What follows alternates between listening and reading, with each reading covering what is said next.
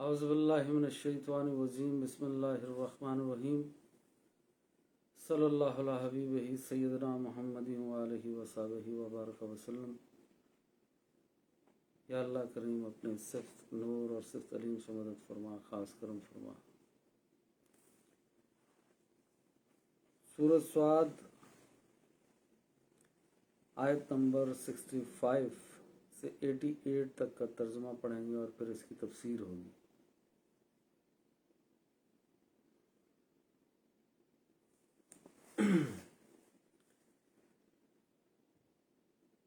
آپ کہیے میں تو صرف اللہ کے عذاب سے ڈرانے والا ہوں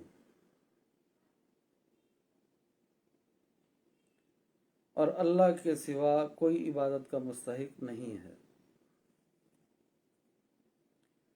جو واحد ہے اور سب پر غالب ہے۔ وہ آسمانوں اور زمینوں کا اور جو کچھ ان کے درمیان ہے ان سب کا رب ہے، پالنے والا ہے۔ رب کہتے ہیں پالنے والے کو، پالنے والا صرف اللہ ہے۔ ہم صرف روزی کو تلاش کرتے ہیں۔ اللہ پاک نے فرمایا میرے فضل کو تلاش کرو، یعنی میرے رزق کو تلاش کرو، اس کو کماؤ، اس کو تلاش کرو۔ ہم تلاش کرتے ہیں پر پالنے والا اللہ ہے، وہ ہے رب۔ وہ آسمانوں اور زمینوں کا اور جو کچھ ان کے درمیان ہے ان سب کا رب ہے، بے حد عزت والا اور بہت بخشنے والا ہے۔ آپ کہیے میں تو صرف اللہ کے عذاب سے ڈرانے والا ہوں۔ یہاں پر یہ فرمایا جا رہا ہے کہ تمام انبیاء اور رسولوں کو اللہ پاک نے خوشخبری دینے والا اور ڈر سنانے والا بنا کر بھیجا ہے۔ آپ کہیے وہ بہت بڑی خبر ہے تم جس سے اعراض کر رہے ہو۔ جب ملائکہ مقربین بحث کر رہے تھے تو مجھے اس کا کوئی علم نہ تھا۔ میری طرف صرف یہ وحی کی جاتی ہے کہ میں صاف صاف عذاب سے ڈرانے والا ہوں۔ جب آپ کے رب نے فرشتوں سے فرمایا کہ میں گیلی مٹی سے بشر بنانے والا ہوں، سو جب میں اس کا پتلا بنا لوں اور اس میں اپنی طرف سے خاص روح پھونک دوں تو تم سب اس کے لیے سجدہ کرتے ہوئے گر جانا۔ تو سب کے سب تمام فرشتوں نے اکٹھے سجدہ کیا سوائے ابلیس کے۔ اس نے تکبر کیا اور کافروں میں سے ہو گیا۔ فرمایا اے ابلیس تجھے اس کو سجدہ کرنے سے کس چیز نے روکا جس کو میں نے اپنے ہاتھوں سے بنایا تھا؟ کیا تو نے اب تکبر کیا یا تو پہلے سے ہی تکبر کرنے والوں میں سے تھا؟ اس نے کہا میں اس سے بہتر ہوں، تو نے مجھے آگ سے پیدا کیا ہے اور اس کو مٹی سے بنایا ہے۔ فرمایا تو اس جنت سے نکل جا، بے شک تو دھتکارا ہوا ہے، بے شک تجھ پر قیامت کے دن تک میری لعنت ہے۔ اس نے کہا اے میرے رب پھر مجھے حشر کے دن تک کی مہلت دے۔ فرمایا بے شک تو مہلت پانے والوں میں سے ہے، اس دن تک جس کا وقت ہمیں معلوم ہے۔ اس نے کہا پس تیری عزت کی قسم میں ضرور ان سب کو گمراہ کر دوں گا سوا ان کے جو ان میں سے تیرے مخلص بندے ہیں۔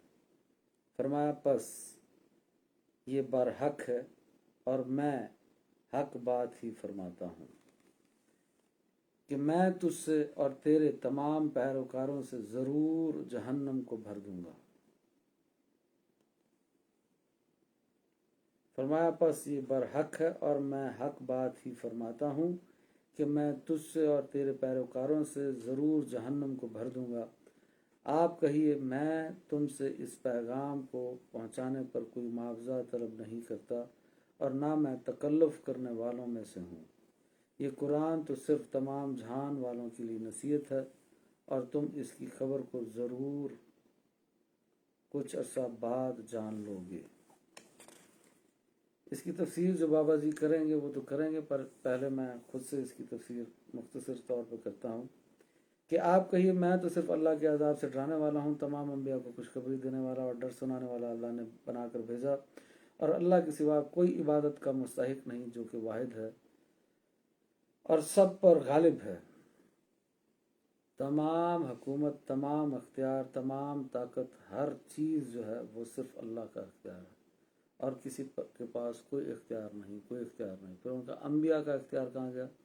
تو انبیاء کو اختیار جو دیا ہے وہ بھی اللہ نے دیا ہے، تو اس لیے انبیاء کے اختیار کو بھی تسلیم کرنا ہے۔ جب ہم انبیاء کے اختیار کو تسلیم کریں گے تو در حقیقت ہم نے اللہ کے ہی اختیار کو تسلیم کیا۔ جب ہم انبیاء کی تعریف بیان کریں گے تو در حقیقت ہم اللہ کی ہی تعریف کر رہے ہیں۔ تو سب پر وہ غالب ہے، ہر اختیار اسی کا ہے۔ وہ آسمانوں اور زمینوں کا اور جو کچھ ان کے درمیان ہے ان سب کا رب ہے۔ جو بھی آسمانوں اور زمینوں میں جو بھی مخلوقات ہیں، جس جس جگہ پہ ہیں، ان کو روزی دینے والا، رزق دینے والا، پالنے والا صرف اللہ ہے۔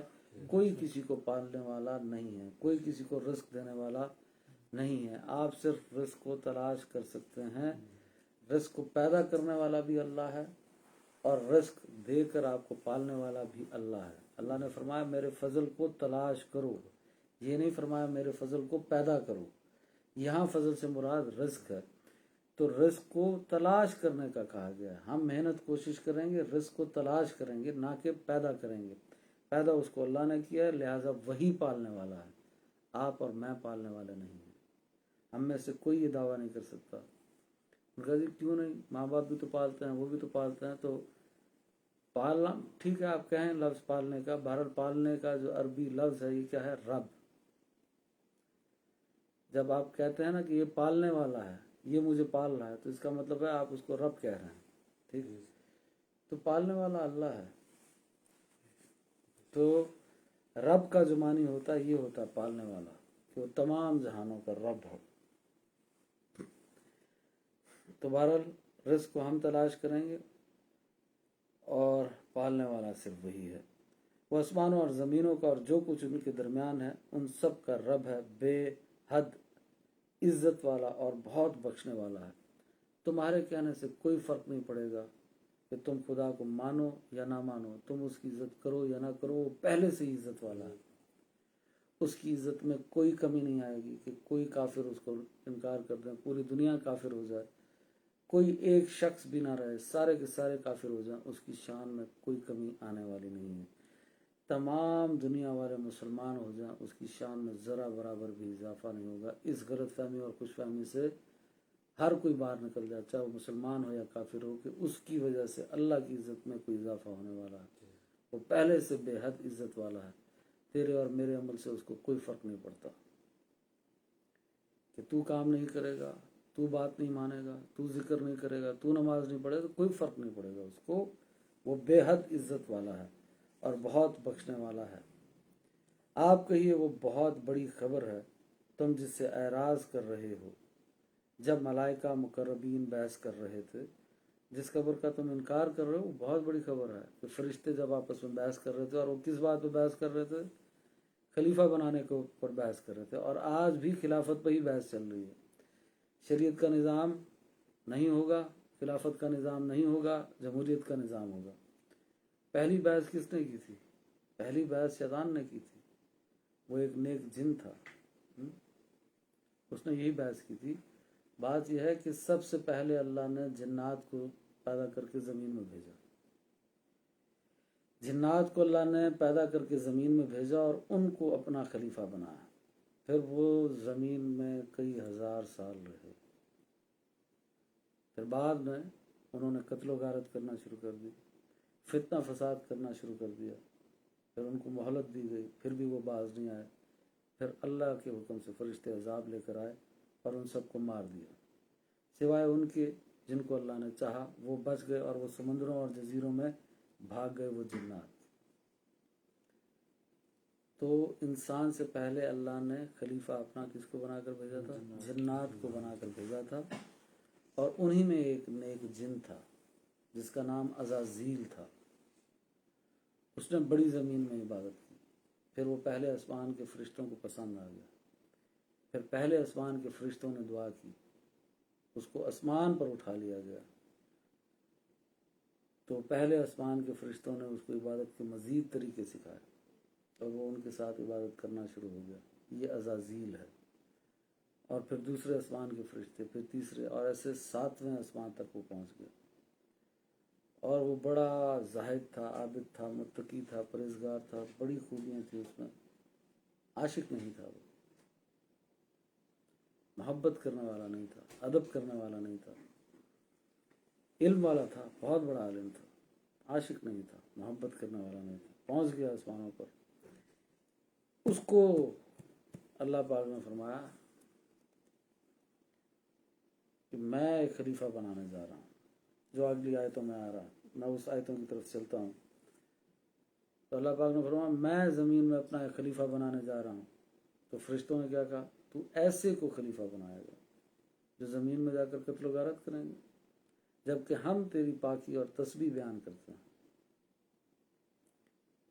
تو فرشتوں نے پہلا اعتراض کیا، ایسے کو خلیفہ بنائے گا جو قتل و غارت کریں گے۔ اعتراض کہہ سکتے ہیں، یہ سوال کہہ سکتے ہیں، یہ سوال کیا۔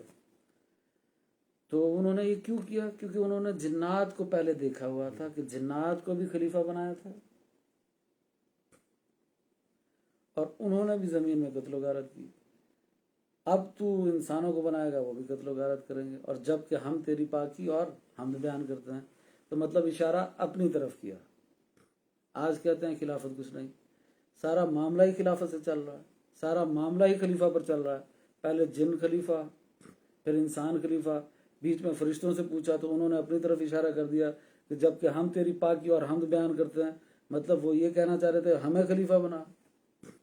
ہر کوئی خلیفہ بننا چاہ رہا ہے، آپ کہہ رہے ہیں خلیفہ کچھ نہیں ہوتا، خلافت کچھ نہیں ہوتی۔ سارا مسئلہ تو چلا یہ ہے، حق اور باطل کی جنگ کی ابتدا خلافت سے ہوئی ہے، خلیفہ سے ہوئی ہے۔ اس سے پہلے حق اور باطل کیا؟ اس سے پہلے تو جنات کو جو پیدا کیا تھا تب کوئی شیطان تھا ہی نہیں، تب صرف نفس تھا جو ان کو ورگلا سکتا تھا، شیطان کوئی نہیں تھا۔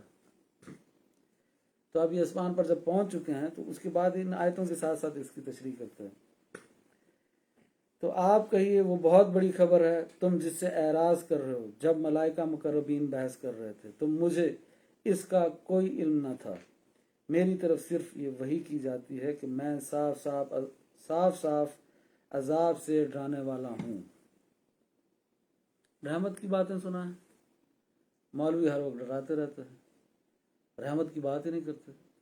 نبی پاک صلی اللہ علیہ وآلہ وسلم فرما رہے ہیں، اور تمام انبیاء یہ فرماتے ہیں ہم صاف عذاب سے ڈرانے والے ہیں۔ انبیاء خوشخبری بھی سناتے ہیں اور ڈرانے والے بھی ہیں، اور خوشخبری نیک لوگوں کو سنائی جاتی ہے اور ڈرایا گنہگاروں کو جاتا ہے۔ تو وہ اب وہ اچانک خلافت کی تشریح بند ہوگی؟ نہیں، بند نہیں، وہ اگلی آیتوں میں آ رہی ہے، دوبارہ شروع ہو جائے گی وہ۔ جب آپ کے رب نے فرشتوں سے فرمایا کہ میں گیلی مٹی سے بشر بنانے والا ہوں، اب یہاں پر اللہ پاک نے فرمایا، جس کو میں نے پہلے بھی کچھ حصہ بول دیا، کہ میں مٹی سے ایک انسان بنانے والا ہوں، سو جب میں اس کا پتلا بنا لوں اور اس میں اپنی طرف سے خاص روح پھونک دوں، یعنی پسندیدہ روح پھونک دوں، تو تم سب اس کے لیے سجدہ کرتے ہوئے گر جانا۔ تو سب کے سب تمام فرشتوں نے اکٹھے سجدہ کیا۔ اب یہاں پر وہ بات شروع کہ میں زمین میں اپنا خلیفہ بنانے جا رہا ہوں۔ یہ جو خلیفہ بنانے جا رہے تھے یہ حضرت آدم علیہ السلام ہیں۔ اللہ پاک حضرت آدم علیہ السلام کو خلیفہ بنا رہا تھا۔ یہ اللہ کے نبی بھی ہیں اور رسول بھی ہیں، اور ان کو خلیفہ بنایا جا رہا تھا۔ تو وہی بات ہو گئی، مگر میں خلیفہ بنانا جا رہا ہوں، انہوں نے کہا تو ایسے کو خلیفہ بنائے گا جو زمین میں قتل و غارت کریں گے، جبکہ ہم تیری پاکی اور حمد بیان کرتے ہیں۔ تو اللہ پاک نے فرمایا جو میں جانتا ہوں وہ تم نہیں جانتے۔ پھر اللہ پاک نے فرمایا ہم نے سکھا دیا آدم کو وہ سب نام، اگر تم سچے ہو تو بتاؤ۔ فرشتے تو سارے کے سارے سچے ہیں، ان میں تو کوئی جھوٹا نہیں ہے۔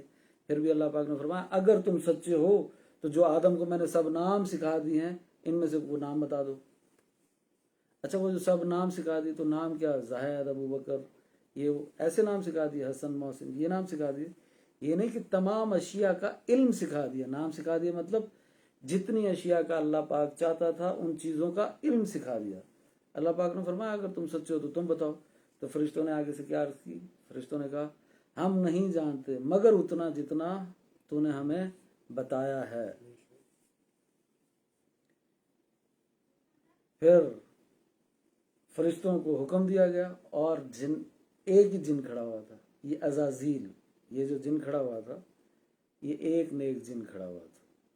یہ عالم، زاہد، متقی، پرہیزگار، عابد سب کچھ تھا، عاشق نہیں تھا، ادب والا نہیں تھا. کیونکہ عشق کی علامت یہ ہے کہ جو حکم دیا جائے اس کو تسلیم کیا جائے.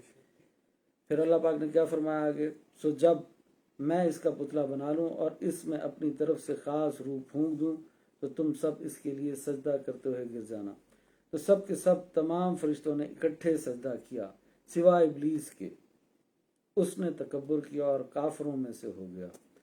اس نے تکبر کیا، وہ تکبر کی وجہ سے مارا گیا. تکبر کی وجہ سے تو مارا گیا، پر تکبر کیا کیا تھا کہ آدم علیہ السلام کو سجدہ نہیں کیا. تکبر کی وجہ کیا تھی؟ تکبر تو اس بات پر کیا تھا نا کہ آدم علیہ السلام کو سجدہ نہیں کیا. اب جب کسی سے پوچھو تو وہ کس وجہ سے مارا گیا؟ ان کا تکبر کی وجہ سے مارا گیا. وہ خلافت کے انکار کی وجہ سے مارا گیا، وہ خلیفہ کے انکار کی وجہ سے مارا گیا. اس نے حضرت آدم علیہ السلام کو تعظیمی سجدہ نہیں کیا، اس لیے مارا گیا. ہر قسم کا سجدہ نبی پاک کی شریعت میں صرف اللہ کے لیے ہے، چاہے وہ عبادت کا سجدہ ہو، چاہے وہ ادب کا سجدہ ہو، تعظیمی سجدہ ہو. ہر قسم کا سجدہ نبی پاک کی شریعت میں صرف اللہ کے لیے ہے اور کسی کو نہیں کیا جا سکتا. پر حضرت آدم علیہ السلام کی شریعت میں اس وقت تعظیمی سجدہ جائز تھا جس کی وجہ سے حکم دیا کہ حضرت آدم کو سجدہ کرو. تو تمام فرشتوں نے سجدہ کیا. اور یہ سجدہ کرایا کیوں جا رہا تھا؟ علم کی فضیلت کی وجہ سے کرایا جا رہا تھا. کیونکہ اللہ پاک فرما رہا ہے کہ میں نے ان کو وہ سکھا دیے نام، تو میں نے ان کو علم دے دیا. اور یہ علم کون سا تھا؟ علم لدنی تھا. علم لدنی وہ ہوتا ہے جو بغیر کسی محنت اور کوشش اور سبق کے حاصل ہو، جو براہ راست اللہ کی جانب سے حاصل ہو، یہ علم لدنی ہوتا ہے. تو اللہ پاک یہ علم کی فضیلت کی وجہ سے حضرت آدم علیہ السلام کو سجدہ کرا رہا تھا کہ میں نے ان کو سکھا دیے جو نام، اگر تم وہ جانتے تو بتاؤ. فرشتوں نے اگر نہیں جانتے، اگر نہیں جانتے تو سجدہ کرو. سب سجدہ پہ چلے گئے پر شیطان نے نہیں کیا. تو اس نے تکبر کیا، پر تکبر کیا کیا کہ خلیفہ کا انکار کر دیا، حضرت آدم کو سجدہ نہیں کیا. یہ تکبر تھا اس کا.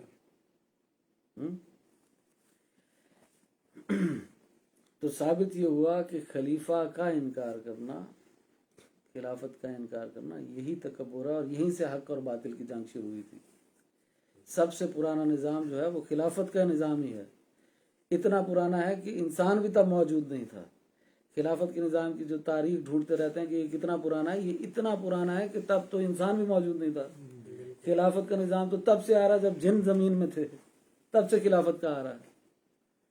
جمہوریت کا نظام تو یہ دوسری جنگ عظیم کے بعد شروع ہوا ہے، جب سے دو ملکوں نے، امریکہ نے اور رشیا نے، وہ دو نظام بنائے، کمیونزم اور کیپٹلزم. یہ تو دوسری جنگ عظیم کے بعد ان کی ابتدا ہوئی ہے. یہ نظام تو تب آیا ہے جمہوریت کا، اس سے پہلے کب تھا؟ خلافت کا نظام تو جب جن موجود تھے تب تھا، فرشتے موجود تھے تب تھا. انسان اب موجود ہیں. سارے اللہ نے جتنے نبی اور رسول اپنے بھیجے ہیں وہ سارے کے سارے اللہ کے خلیفہ ہیں. کم و بیش 1,24,000 انبیاء اور رسول سارے کے سارے اللہ کے خلیفہ ہیں. سب سے پرانا نظام خلافت کا نظام ہے، شریعت کا نظام ہے. جو بھی نبی آتا تھا، جس بھی علاقے میں آتا تھا، چاہے وہ کم لوگوں کے پاس آئے، لے کر کے آتا تھا، شریعت لے کر آتا تھا.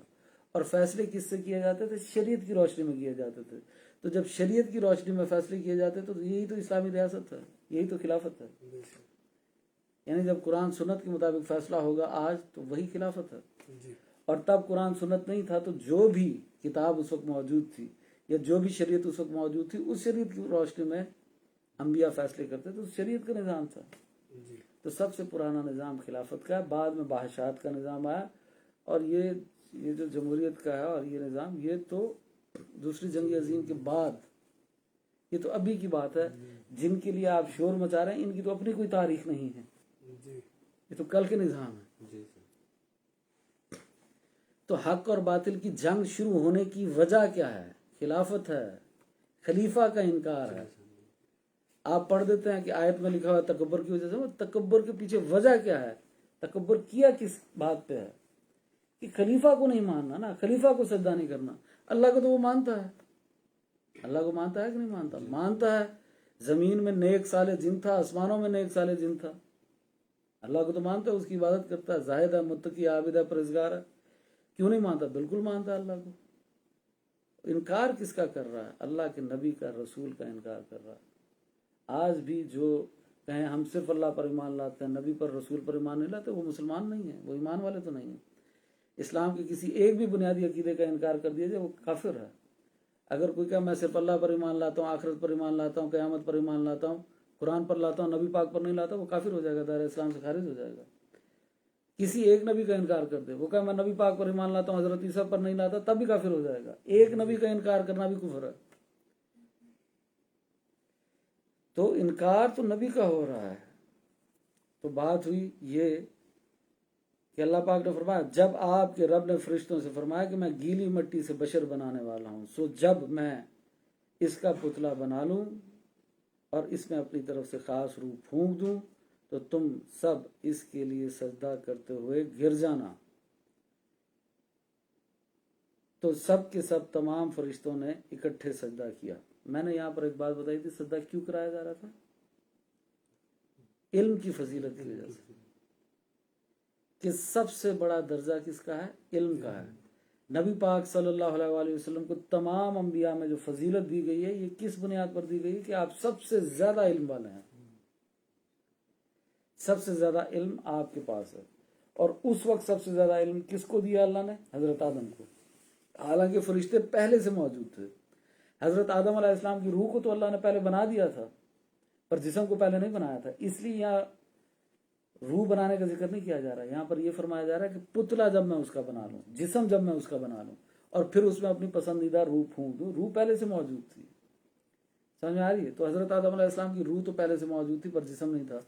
پر فرشتے تو روح اور جسم کے ساتھ پہلے سے موجود تھے۔ ان کا فرشتوں کا جسم کہاں سے ہے؟ تو فرشتوں کا نورانی جسم ہے، وہ جسم تو ہے پر نورانی جسم ہے، وہ پہلے سے موجود تھے۔ وہ تو اتنے لاکھ سال سے عبادت کر رہے تھے یا کئی کروڑ سال سے عبادت کر رہے تھے، موجود تھے، علم والے تھے، سب کچھ تھا۔ ابھی حضرت آدم کو پیدا کیا، پیدا کرتے ہی اس کو کیا عطا کر دیا؟ علم لدنی، اپنی طرف سے علم، جو بغیر محنت کوشش کے۔ تو اللہ ہر چیز پہ قادر ہے، جس کو جو چاہے عطا کر دے، بے شک۔ تو اب یہ علم کی وجہ سے سجدہ ہو رہا تھا، تو سب کے سب تمام فرشتوں نے اکٹھے سجدہ کیا سوائے ابلیس کے۔ تو پھر کیا مطلب ابلیس بھی فرشتہ تھا؟ ابلیس فرشتہ نہیں تھا، ابلیس تو جن ہے۔ فرشتوں کا ذکر اس لیے کیا جا رہا ہے کیونکہ کچھ لوگ یہاں پہ پریشان ہو جاتے ہیں، حکم فرشتوں کا تھا تو پھر ابلیس کی پکڑ کی ہوئی؟ تو اللہ پاک نے یہ حکم فرشتوں کے ساتھ ساتھ ابلیس کو بھی دیا تھا۔ اگر ابلیس کو نہ دیا ہوتا یہ حکم تو اللہ ہر کسی نہ پوچھتا کہ ابلیس تو نے سجدہ کیوں نہیں کیا۔ اس سے ثابت ہوا کہ یہ حکم فرشتوں کے ساتھ ساتھ ابلیس کو بھی دیا گیا تھا کہ تمام فرشتوں نے اکٹھے سجدہ کیا سوائے ابلیس کے۔ اس نے تکبر کیا اور کافروں میں سے ہو گیا۔ حالانکہ ہم جانتے ہیں کہ تکبر کرنا گناہ کبیرہ ہے، کفر ہے ہی نہیں، تو پھر تکبر کر کے وہ کافر کیسے ہو گیا؟ تو اس کا جواب یہ ہے کہ تکبر کی دو قسمیں ہیں۔ اگر اللہ اور اس کے رسول کے ساتھ تکبر کیا جائے تو یہ والا تکبر جو ہے یہ کفر ہے۔ اللہ اور اس کے رسول کے ساتھ تکبر کرنا کفر ہے، یعنی اگر کہا جائے میں اللہ کو نہیں مانتا، نبی پاک کو نہیں مانتا، یہ ایسا تکبر ہے جو کفر ہے۔ اور جو عام انسانوں کے ساتھ تکبر کیا جائے یہ تکبر گناہ کبیرہ ہے۔ تو اس نے تکبر کیا اور کافروں میں سے ہو گیا۔ فرمایا اے ابلیس تجھے اس کو سجدہ کرنے سے کس چیز نے روکا؟ اب یہاں پر کچھ لوگوں نے کہا، میرے پاس ایک شخص آیا، اس نے اعتراض کیا یا سوال کیا، جو بھی تھا وہ اللہ جانتا ہے۔ اس نے کہا جی کچھ لوگ یہ کہتے ہیں کہ وہ شیطان نے اس لیے سجدہ نہیں کیا حضرت آدم کو کیونکہ وہ اللہ کا بڑا عاشق تھا۔ اچھا، سارے علماء بھی یہ کہہ رہے ہیں، قرآن بھی یہ کہہ رہا ہے، شیطان خود بھی کہہ رہا ہے، ابھی میں بتاتا ہوں کہاں کہہ رہا ہے، کہ وہ سب چیزیں تھا، تزکیہ نفس والا تھا، زاہد تھا، عابد، متقی، پرہیزگار، سب کچھ تھا، مجاہد بھی تھا، سب کچھ تھا، پر عاشق نہیں تھا، وہ خود بھی مانتا ہے۔ اچھا، یہ نیا وسوسہ آ گیا۔ انہوں نے کہا جی اس نے اس لیے اللہ کو سجدہ، اللہ کے علاوہ کسی کو سجدہ نہیں کیا، یعنی حضرت آدم کو اس لیے سجدہ نہیں کیا بڑا عاشق تھا، وہ یہ چاہتا ہی نہیں تھا کہ میں اللہ کے علاوہ کسی کو سجدہ کروں. یار یہ دعویٰ تو شیطان نے خود نہیں کیا، یہ وسوسہ تو شیطان کو نہیں آیا جو آپ کو آ گیا. شیطان سے اللہ نے پوچھا کس چیز نے تجھے سجدہ کرنے سے روکا؟ اس نے کہا میں آگ سے بنا ہوں، یہ مٹی سے بنا ہے، اس لیے میں نے سجدہ نہیں کیا. تو میرے بھائی یہ وسوسہ آپ کو کیسے آ گیا؟ یہ دعویٰ تو شیطان نے آج تک نہیں کیا کہ میں عاشق تھا یا میں نے عشق کی وجہ سے سجدہ نہیں کیا تھا. اس نے بھی کہا کہ میں اپنے آپ کو افضل سمجھتا ہوں، میں آگ سے بنا ہوں، یہ مٹی سے بنا ہے، یہ مجھ سے کم تر ہے. اس لیے اللہ نے کہا تو نے تکبر کیا، اپنے آپ کو تو نے نبی سے بڑا ثابت کیا، یہ تکبر ہے. اور ایسا تکبر کفر ہوتا ہے، اپنے آپ کو اللہ سے یا نبی سے بڑا ثابت کرنا، یہ والا تکبر کفر ہے. تو اس وسوسے کا جواب مل گیا. تو وہ کوئی عاشق واشق نہیں تھا، نہ ہی اس نے کبھی دعویٰ کیا، نہ ہی اس نے ایسے محبت میں کیا. اس نے صرف اپنی ذاتی غرور میں کیا. اس نے کہا میں نے کئی لاکھ سال چپے چپے پہ سجدہ کیا، عبادت کیے، میرا حق ہے خلافت کا، میں بننا چاہتا ہوں خلیفہ. آج کل کچھ ایسے لوگ بھی ہیں جو کہتے ہیں اللہ نے ایسی قرآن میں خلیفہ فرما دیا. آپ تو سوچ سمجھ کر باتیں کریں اور قرآن میں اللہ ایسی فرما دے خلیفہ. یعنی اللہ جو بات فرماتا اس میں بے شمار حکمتیں ہوتی ہیں. تم تو سوچ سوچ کر کرو میرے بھائی باتیں اور اللہ ایسی فرما دے. ایسے نہیں ہے، اس کے پیچھے حکمت ہے. سارا حق اور باطل کی لڑائی اسی کے اوپر چل رہی ہے. تو آج بھی حق اور باطل میں فرق کرنے والی یہی چیز ہے کہ ایک طرف اسلامی ریاست ہے، اللہ کا نظام ہے، قرآن اور سنت ہے، دوسرے اس کے مقابلے میں باقی نظام ہے. آپ کس کی طرف جانا چاہتے ہیں؟ قرآن اور سنت کے فیصلے کو ماننا چاہتے ہیں یا کسی اور نظام کو ماننا چاہتے ہیں؟ یہ حق اور باطل کا فرق کرنے والی چیز ہے. تو یہ کیوں واقعات بیان کیے جاتے ہیں ابلیس کا، حضرت آدم علیہ السلام کا؟ اس لیے کہ یہ قصے ہیں، آپ سنیں، سٹوریز ہیں، آپ اچھے اچھے واقعات ہیں سنیں اور سو جائیں. یہ اس لیے کیے جاتے ہیں کہ ہدایت نصیحت رہنمائی حاصل کریں، آپ کو پتہ لگے کہ یہ کام ہم نے نہیں کرنا، ہم نے ابلیس والے طریقے پر نہیں چلنا، حضرت آدم والے طریقے پر چلنا ہے. ابلیس والا طریقہ کیا تھا؟ خلیفہ کا انکار. آپ بھی وہی کر رہے ہیں نا، مگر کوئی نہیں ہوگا خلیفہ. تو سوائے ابلیس کے اس نے تکبر کیا اور کافروں میں سے ہو گیا. فرمایا اے ابلیس تجھے اس کو سجدہ کرنے سے کس چیز نے روکا؟ تو یہاں آیت میں ہونا چاہیے تھا مجھے تیرے عشق نے روکا، ایسا نہیں ہے. اس نے کہا جس کو میں نے اپنے ہاتھوں سے بنایا تھا. یہ اللہ پاک فرما رہا ہے اے ابلیس تجھے اس کو سجدہ کرنے سے کس چیز نے روکا جس کو میں نے اپنے ہاتھوں سے بنایا تھا؟ کیا تو نے اب تکبر کیا یا تو پہلے سے ہی تکبر کرنے والوں میں سے تھا؟ تو اس آیت کے پیچھے بھی ایک بات ہے کہ وہ جہاں پر بھی ابھی تھیا عزازیل نیک جن تھا، جہاں پر بھی سجدہ کرتا تھا نا اس جگہ پر لکھا ہوا جاتا تھا اعوذ باللہ من الشیطان الرجیم، میں شیطان مردود کی شر سے پناہ مانگتا ہوں. وہ جہاں پر بھی سجدہ کرتا وہ خود بھی پڑھا کرتا تھا اعوذ باللہ من الشیطان الرجیم. تو اللہ نے فرمایا کیا تو ابھی سے تکبر والا ہے یا شروع سے تکبر والا تھا؟ یعنی اللہ تو دل کا حال جانتا ہے، اس کے دل میں پہلے حسد بغض اور تکبر موجود تھا کہ اگر میرے علاوہ اور کوئی خلیفہ بنا تو اس کو نہیں بننے دینا، میں ہوں کنگ. تو جب کوئی آ جائے نا میں ہوں کنگ تو سمجھو تکبر آ گیا. کنگ صرف ایک ہی ہے، وہ اللہ ہے. ٹھیک ہے نا. تو سب فرشتوں نے اکٹھے ہو کے سجدہ کیا سوائے ابلیس کے. اس نے تکبر کیا اور کافروں میں سے ہو گیا. فرمایا ابلیس تجھے اس کو سجدہ کرنے سے کس چیز نے روکا جس کو میں نے اپنے ہاتھوں سے بنایا؟ کیا تو نے اب تکبر کیا یا تو پہلے سے ہی تکبر کرنے والوں میں سے تھا؟ اس نے کہا میں اس سے بہتر ہوں، تو نے مجھے آگ سے پیدا کیا اور اس کو مٹی سے بنایا ہے. اب یہ نہیں کہا کہ مجھے تجھ سے عشق ہے اس لیے نہیں کیا، اس لیے نہیں کیا کیونکہ میں آگ سے بنا ہوں، میں بہتر ہوں، میں افضل ہوں. میری محنت کہاں گئی، میری ریاضت کہاں گئی، میرے وہ چلے کہاں گئے، وہ ساری چیزیں کہاں گئیں؟ میں اس سے بہتر ہوں. یہ کل کا بچہ ہے. اور یہ روایتوں میں آتا ہے کہ جب حضرت آدم علیہ السلام کا اللہ پاک نے پتلا بنا کے رکھا، یعنی جسم بنا کے رکھا، جسد بنا کر رکھا، تو اس میں ابھی کچھ تھا نہیں، وہ تو مٹی سے بنا ہوتا نا، وہ خالی تھا. تو یہ جا کر اس کو ٹھوکریں مارا کرتا تھا پاؤں سے، جسم کو شیطان ٹھوکریں مار کے کہا کرتا تھا اس میں سے تو آوازیں آتی ہیں کیونکہ یہ خالی ہے. تو اس کے اندر تکبر پہلے سے موجود تھا. تو اس نے کہا میں اس سے بہتر ہوں، تو نے مجھے آگ سے پیدا کیا اور اس کو مٹی سے بنایا. فرمایا تو اس جنت سے نکل جا، بے شک تو دھتکارا ہوا ہے۔ دراصل یہاں جنت کا لفظ جو ہے یہ بریکٹ میں ہے، کیونکہ جنت سے مراد یہ ہے آسمانوں میں ایک جنت تو وہ ہے جس میں ہم حشر کے بعد جائیں گے، اس جنت میں آج تک کوئی نہیں گیا۔ جب کہا نا حضرت آدم علیہ السلام جنت میں تھے، پھر انہوں نے پھل کھا لیا، ان کو زمینوں پہ اتار گیا، تو حضرت آدم علیہ السلام اس جنت میں نہیں تھے جس جنت میں اب ہم نے جانا ہے، اس جنت میں نہیں تھے۔ یہ جنت آسمانوں پہ ایک علیحدہ مقام ہے جدھر حضرت آدم علیہ السلام تھے۔ جنت جن ان ساری چیزوں کا معنی یہ ہوتا ہے جو نظر نہ آئے، انویزیبل ہوں، ان کو جنت جن اس لیے بولا جاتا ہے، فرشتے، کیونکہ یہ انویزیبل ہوتے، نظر نہیں آتے، تو اس لیے لفظ بول دیا جاتا ہے جنت، تو لوگ سمجھ جاتے ہیں کہ اس سے مراد وہی جنت ہے، وہ جنت نہیں ہے۔ حضرت آدم علیہ السلام اس جنت میں نہیں تھے جس جنت میں اب ہم نے مرنے کے بعد حشر ہوگا، حساب کتاب ہوگا، اس جس جنت میں آپ جانا ہے اس جنت میں سب سے پہلے نبی پاک جائیں گے، نبی پاک سے پہلے کوئی نہیں جا سکتا، تو حضرت آدم کیسے گئے؟ یہ وہ جنت نہیں ہے۔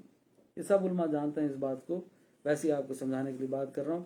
تو جب یہ کہا گیا کہ تو جنت سے نکل جا، تو کیا یہ اس وقت جنت میں کھڑا ہوتا؟ نہیں، یہ آسمانوں میں ایک اور اعلیٰ مقام ہے جو نظر نہیں آتا اور جو خوبصورت مقام ہے، اس لیے اس کو بھی جنت کہا جا رہا ہے۔ اسے مراد وہ جنت ہرگز نہیں ہے۔ یہ نقطہ کلیئر ہو گیا نا؟ تو فرمایا اور اس کو مٹی سے بنا، اور فرمایا تو اس جنت سے نکل جا، بے شک تو دھتکارا ہوا ہے۔ اچھا، وہ کہتا ہے نا دلیل دو، اللہ سے زیادہ دلیل دینے والا کوئی نہیں ہے، اللہ سے زیادہ علم والا کوئی نہیں ہے۔ اللہ نے بہت دلائل دیے ہیں، ساری آسمانی کتابیں ہیں ہی دلائل سے بھری ہوئی، پر اللہ نے یہاں پر شیطان کو دلیل نہیں دی۔ شیطان کو اللہ چاہتا تو دلیل دے دیتا۔ شیطان نے کیا مانگی تھی دلیل؟ کیا کہا اس نے؟ کہا میں آگ سے بنا ہوں، مٹی سے افضل ہوں، یعنی آگ جو ہے مٹی سے افضل ہے، یہ کہا ہے نا اس نے۔ تو پھر اللہ دلیل دیتا کہ نہیں، مٹی افضل ہے۔ اللہ نے دلیل نہیں دی، کیونکہ اللہ دلیل تب دیتا ہے جب کسی کے اندر تکبر، حسد، بغض، کینہ نہ ہو۔ اور اس میں ہمارے لیے بھی اشارہ ہے کہ جس کے اندر تکبر، حسد، بغض، کینہ ہو، اس کو دلیل سے جواب نہیں دینا چاہیے۔ اس کو ہمیں کہا گیا جاہلوں کو سلام کرو، کہ دور رہو، کیونکہ جن کے دل میں تکبر، حسد، بغض، کینہ ہو، ان کو آپ دلائل دیتے جائیں، وہ نہیں مانیں گے آپ کی بات، وہ کبھی نہیں مانیں گے۔ جو سمجھنے کا ارادہ رکھتے ہو ان کو دلائل دینے چاہیے۔ اللہ جانتا تھا کہ اس کو بھی پتا ہے کہ مٹی، آگ افضل نہیں ہے، مٹی افضل ہے۔ اس نے تکبر میں یہ بات کہی، اس لیے اللہ نے کہا جا، تجھے میں نکال دیا، تو روندہ درگاہ ہو گیا، تو نکل جا میری بارگاہ سے، تو دھتکارا ہوا ہے۔ اللہ سے زیادہ دلیل دینے والا کون ہے؟ دے سکتا تھا نا دلیل۔ تو ثابت ہوا کہ دلیل اس کو دی جاتی ہے جو تکبر والا نہ ہو، حسد، بغض، کینے والا نہ ہو۔ تو فرمایا تو اس جنت سے نکل جا، بے شک تو دھتکارا ہوا، بے شک تجھ پر قیامت کے دن تک میری لعنت ہے۔ لعنت کا مطلب ہوتا ہے اللہ کی رحمت سے محروم ہونا۔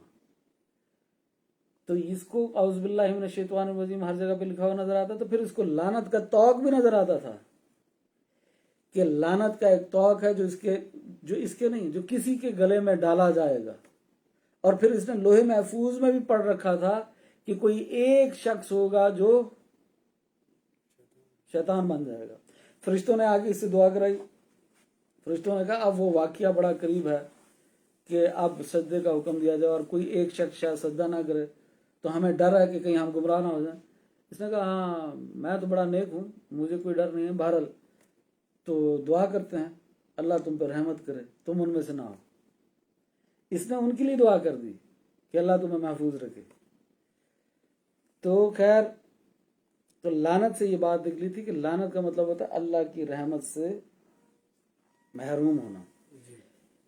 تو اس نے کہا اے میرے رب پھر مجھے حشر کے دن تک کی مہلت دے دے۔ یہاں پر مہلت مانگی جا رہی ہے کہ اب یہ آزمائش بن گیا، اب یہ ٹیسٹ بن گیا کہ انسان اور جن سے ٹیسٹ ہے، اور اس کو مہلت دے دی گئی ہے کہ یہ آزمائے گا ہر طریقے سے اور گناہ کرانے کی کوشش کرے گا وسوسہ دے کر۔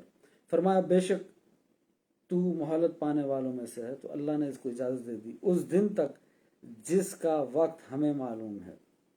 اس نے کہا پس تیری عزت کی قسم میں ضرور ان سب کو گمراہ کر دوں گا۔ ابھی بھی اللہ اللہ ہی کر رہا ہے، ابھی بھی کہہ رہا ہے اللہ کی عزت کی قسم، اللہ کی عزت کی قسم۔ ابھی بھی ایسے لوگ موجود ہیں، اللہ ہے بس، نبی نہیں ہے۔ نبی کی شان کی بات ہے تو پیٹ میں درد شروع ہو جائے گا، چہرے پر اور ماتھے پر بل پڑ جائیں گے۔ وہ اللہ اللہ کرنے والا تو شیطان بھی ہے میرے بھائی، यार नबी पाक से भी मोहब्बत करनी है, अंबिया से भी मोहब्बत करनी है, अल्लाह से तो सबसे ज़्यादा मोहब्बत करनी है। बहरहाल अल्लाह से मोहब्बत है और अंबिया का नाम आए या औलिया का नाम आए, पेट में दर्द शुरू हो जाए, चेहरे पे बल पड़ जाए, ऐसा नहीं करना चाहिए। ये अभी भी बार बार कहता जा रहा है, नबी का इनकार करके फिर भी कह रहा है तेरी इज्जत की कसम, अल्लाह को तो मानी जा रहा है। और अल्लाह पाक क्या फरमा रहा है, हमेशा हमेशा के लिए तू दोज़ख का ईंधन है, तू लानती है, तू धुतकारा हुआ है, तुझे मैंने कभी नहीं अपना बनाना।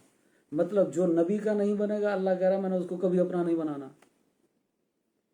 तो ऐसा इश्क जो अंबिया से दूर कर दे वो भी नहीं होना चाहिए अल्लाह के साथ। सबसे ज़्यादा अल्लाह से इश्क होना चाहिए, सबसे ज़्यादा अल्लाह से मोहब्बत होनी चाहिए, क्योंकि अल्लाह कुरान में फरमाता है मोमिन मुझ जैसी मोहब्बत किसी और से नहीं करते, पर अल्लाह के बाद सबसे ज़्यादा नबी पाक से मोहब्बत होनी चाहिए और बाकी अंबिया से भी होनी चाहिए। पर ये कि सिर्फ अल्लाह से मोहब्बत, अंबिया से मोहब्बत की ज़रूरत ही नहीं, फिर ये तो वही शैतानी तरीका है, ये काम नहीं करना चाहिए।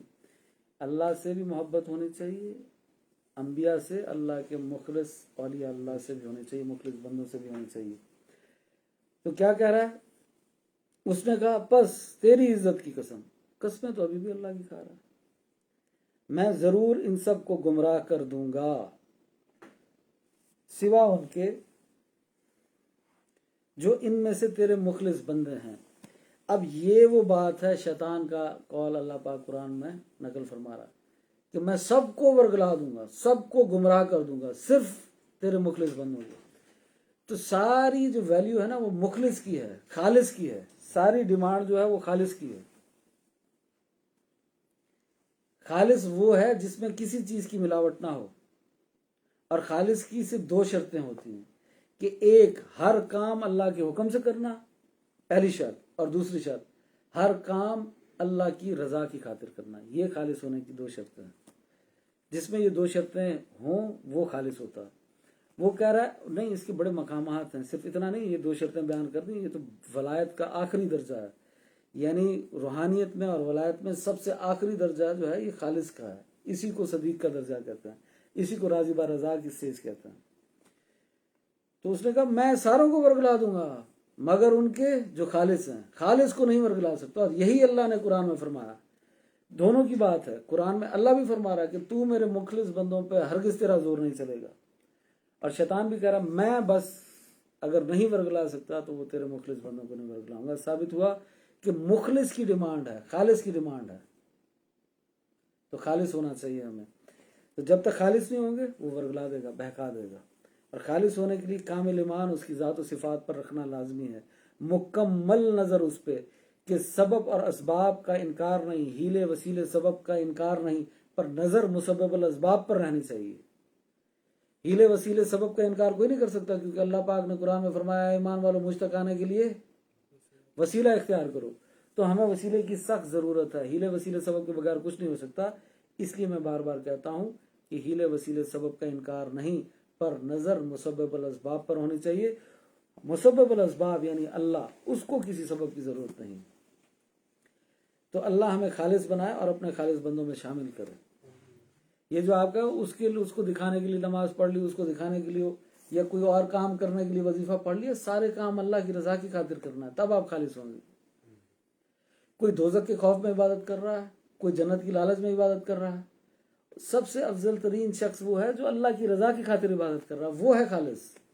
जिसने दोज़ख की खौफ से इबादत की वो भी ठीक है इबादत, जिसने जन्नत की लालच में इबादत की वो भी ठीक है इबादत, पर सबसे अफजल तरीन ये है, अल्लाह पाक कुरान में फरमा रहा है, तीनों लोगों का जिक्र कर रहा है कि जो दोज़ख के खौफ से करते हैं, जन्नत के खौफ से लालच में करते हैं, पर सबसे अफजल तरीन वो है जो मेरी रजा की खातिर इबादत करते हैं। तो खालिस बंदों पर सिर्फ जोर नहीं होगा। यह आयत मैं दोबारा पढ़ देता हूँ। उसने कहा बस तेरी इज्जत की कसम, मैं ज़रूर इन सब को गुमराह कर दूंगा सिवा उनके जो उनमें से तेरे खालिस बंदे हैं, तेरे मुखलिस बंदे हैं। तो डिमांड दोनों तरफ खालिस की है, चाहे शैतान हो वो भी खालिस पक्का मुनाफिक ढूंढ रहा है। वो कहता मुनाफिक हो तो खालिस हो, अल्लाह भी पक्का मोमिन पसंद फरमाता है। तो खालिस की डिमांड है। आप भी खालिस चाहते हैं ना, कहते हैं दूध मिले तो खालिस मिले, कपड़ा मिले तो अच्छा मिले, उसका रंग ना उतरे, मोबाइल भी किसी अच्छी कंपनी का, गाड़ी भी, हर चीज़ खालिस की तलाश में इंसान, हर इंसान खालिस चाहता है ना। तो अल्लाह भी खालिस चाहता है, शैतान भी खालिस को पसंद कर रहा है। تو یعنی اگر آپ خالص نہ ہوئے تو آپ تو شیطان کے بھی نہیں ہو سکتے. تو کوئی کسی کا تب تک جب تک خالص نہ ہو جائے. تو کیا کہا اس نے کہا پس تیری عزت کی قسم میں ضرور ان سب کو گمراہ کر دوں گا سوا ان کے جو ان میں سے تیرے مخلص بندے ہیں. فرمایا پس یہ برحق ہے میں حق بات ہی فرماتا ہوں. فرمایا پس یہ برحق ہے اور میں حق بات ہی فرماتا ہوں کہ میں تجھ سے اور تیرے تمام پیروکاروں سے ضرور جہنم کو بھر دوں گا. اللہ پاک نے فرمایا اگر تو ایسا کرے گا تو میں بھی حق بات فرماتا ہوں. حق بات یہ ہے کہ میں تجھے بھی دوزخ میں ڈال دوں گا اور جو تیرے پیروکار ہیں ان سب کو بھی جہنم میں ڈال دوں گا. آپ کہیے کہ میں تم سے اس پیغام کے پہنچانے پر کوئی معاوضہ طلب نہیں کرتا. یہ جو میں قرآن کا پیغام تم تک پہنچاتا ہوں، دین کی دعوت تم تک پہنچاتا ہوں، تبلیغ کرتا ہوں، اس پر مجھے کوئی اجرت نہیں چاہیے، کوئی پیسہ نہیں چاہیے. وہ کفار قریش یہ سوچا کرتے تھے، یہود و نصارہ یہ سوچا کرتے تھے محمد رسول اللہ اس لیے ایسا کر رہے ہیں کہ ان کو بیویاں چاہیے، ان کو عزت چاہیے، ان کو دولت چاہیے، ان کو بادشاہت چاہیے، ان کو سرداری چاہیے. پیشکش بھی کیا. تو نے فرمایا ایک ہاتھ پہ سورج رکھ دو ایک پہ چاند، تب بھی یہ حق کی تبلیغ نہیں چھوڑوں گا. ان کا میں اس پہ کوئی اجرت طلب نہیں کرتا، کوئی معاوضہ نہیں مانگتا تم سے.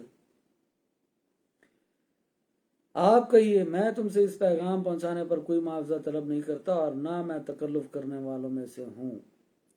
یہ قرآن تو صرف تمام جہان والوں کے لیے نصیحت ہے. قرآن تمام جہان والوں کے لیے نصیحت ہے، تمام جہان والوں کے لیے. تو قرآن پہنچانے والا نبی پاک تمام جہانوں کے لیے ہدایت والا نہیں، ہدایت دینے والا نہیں. نبی پاک ہدایت کا نور ہے. اس سے پہلے گمراہی تھی. نبی پاک آئے تو ہدایت کا نور آیا، ظلمت کے اندھیرے ختم ہو گئے. تو قرآن کس پر نازل ہوا؟ نبی پاک پر. قرآن تو تمام جہانوں کو نصیحت دے دے، اور جس پر نازل ہوا وہ تمام جہانوں کو ہدایت نہیں دے سکتا ہے نا. تو اللہ پاک نے قرآن میں فرمایا ہدایت دو قسم کی ہے. ایک ہدایت ہے منزل تک پہنچانا، یہ ہدایت صرف اللہ دے سکتا ہے. اور ایک ہدایت ہے راستہ دکھانا، یہ ہدایت انبیاء بھی دیتے ہیں، علماء حق بھی دیتے ہیں، اور اولیاء اللہ بھی دیتے ہیں. تو نبی پاک تمام جہانوں کو ہدایت دینے والے ہیں، سیدھا راستہ صراط مستقیم دکھانے والے ہیں. ہر اس راستے کو چھوڑ دینا چاہیے جو گناہ کی طرف لے کر جانے والا ہو، چاہے وہ جتنا حسین، چاہے اس کی ابتدا جتنی حسین اور خوبصورت کیوں نہ ہو. یقین جانو کہ اس کی انتہا بدصورت، خوفناک اور خطرناک ہوگی. کیونکہ ہر وہ راستہ جو گناہ کی طرف لے کر جا رہا ہے اس کی انتہا بہت خطرناک ہے. سیدھا راستہ صرف ایک ہی، اور وہ صراط مستقیم. اور وہ کون سا راستہ ہے؟ جو قرآن کی طرف لے کر جا رہا ہے، جو سنت اور حدیث کی طرف لے کر جا رہا ہے. تو یہ قرآن تو صرف تمام جہان والوں کے لیے نصیحت ہے. اور یہ نصیحت کب ہوگی؟ جب آپ اس کو ترجمہ اور تفسیر کے ساتھ پڑھیں گے، سمجھ کر پڑھیں گے، سمجھ آئے گی تو یہ نصیحت ہوگی. اور تم اس کی خبر کو ضرور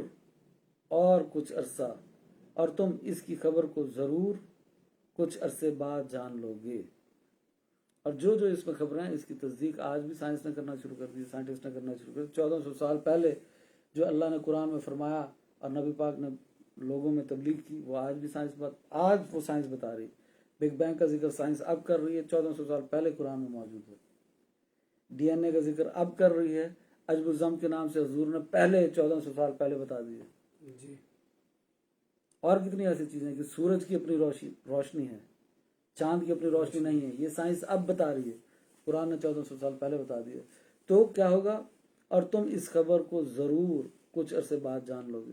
یعنی اب سائنس کی تحقیق سے اور ترقی سے کس مذہب کو خطرہ ہے؟ دین اسلام کو کوئی خطرہ نہیں ہے. باقی ادیان کو ہوگا، جھوٹے مذاہب کو ہوگا، دین اسلام کو نہیں ہے. کیوں؟ سائنس جتنی ترقی کرتی جائے گی اتنا قرآن حق اور سچ ثابت ہوتا جائے گا ساروں کے سامنے. وہ اس کی تصدیق کرتے چلے جائیں گے. ہمیں سائنس کی تصدیق کی ضرورت نہیں ہے قرآن کے لیے. قرآن حق ہے. پر عام لوگ جو اس کو نہیں مانتے، جو ایتھیسٹ ہو چکے ہیں، جو کافر ہیں، جو یہود ہیں، نصارہ ہیں، وہ بھی نہیں مانتے نا قرآن کو، وہ اس کو تسلیم کر لیں کہ قرآن میں جو باتیں ہیں یہ حق ہیں. اب اس کو سائنس بھی ثابت کر رہی ہے.